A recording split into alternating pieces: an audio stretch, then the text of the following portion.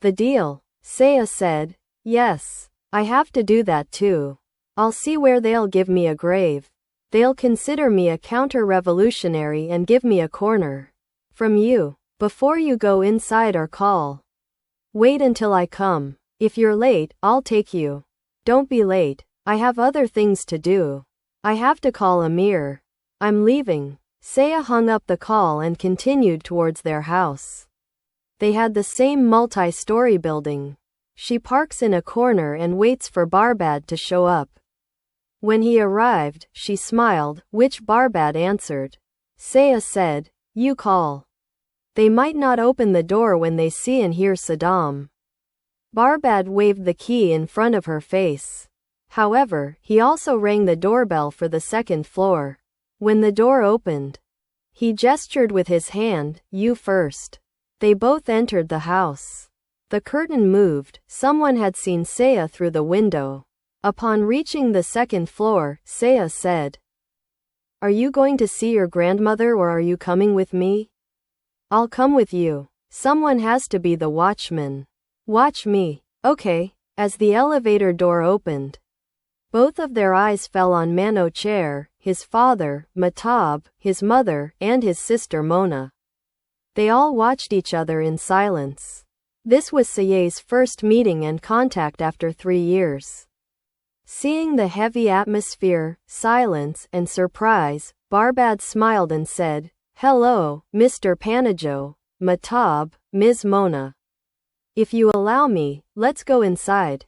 Mano Chair said, "Hello, Barbad. Is my daughter Saya okay?" Saya said calmly, "Thank you." And then turned to Barbad. "Look, is Reza's mother downstairs or at her own house? Tell her to come." Hearing Reza's name, everyone sighed. Saya had come to fight and argue. Barbad said, "Let's go inside, I'll call her."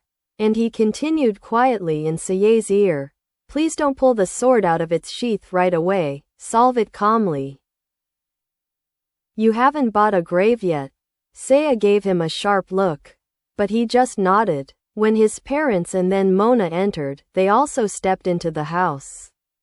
The house had not changed.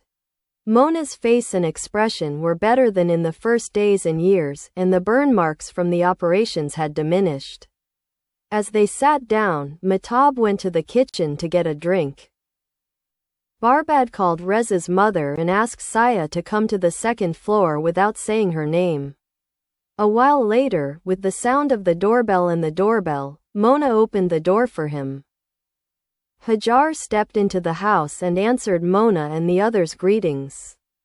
Seeing Saya, she was a little taken aback and wanted to turn back when Saya said firmly and seriously, "Mrs. Rahmani. Come and sit down, or I'll come myself." Matab said, "Saya, what kind of way is this to talk?" "Hajar, please." Say went to her mother with a snarl.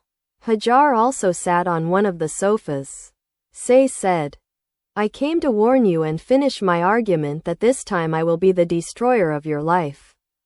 Reza has been released and I know that you were also involved in his release. As long as I find out, Reza approached you, called you and came here or you went to see him, I will make you bleed. Especially Mona, don't show your masochism again. Don't lose your mind. I suffered from you and your behavior. In the end, you saw what your love, Reza Rahmani, did to yourself, to himself, to me and to Baba. Two depressed and psychotic girls.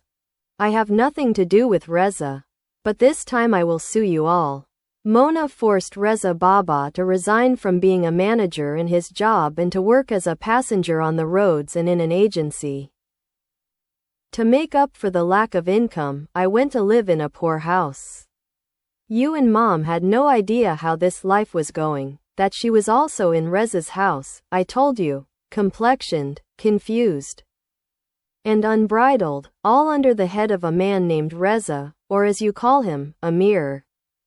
She drank some of the syrup that Barbad poured into her glass and gave it to her with her hand and asked her with her eyes to control herself, and continued, "Hajar Khanum, How many times has she pulled you out of her son's hands, but you made Mrs. Rahmani also become desperate for you. You stuck to her like a fool again, trying to protect me? You left me with nothing. You even ruined my relationship with Rossum. Now that the sign of your love and that gentleman's love will still remain on your face, body, soul, and mind for the rest of your life. Mona's crying voice rose. Mahtab nervously looked at Shaya and didn't know what to say. Manocher also looked at the faces of his two daughters in amazement. These words were only familiar to Reza's mother and she knew them. And that was because of that votive table and the topic of Reza's proposal to Mona. She continued to her mother. Now you understand why I was a servant in people's houses and my father was not home most of the night and day. Do you remember how you supported Reza and even Rossum? I was a bad girl. Why did we get to this point with that wealth and social status? But Mr. Reza had a luxurious house?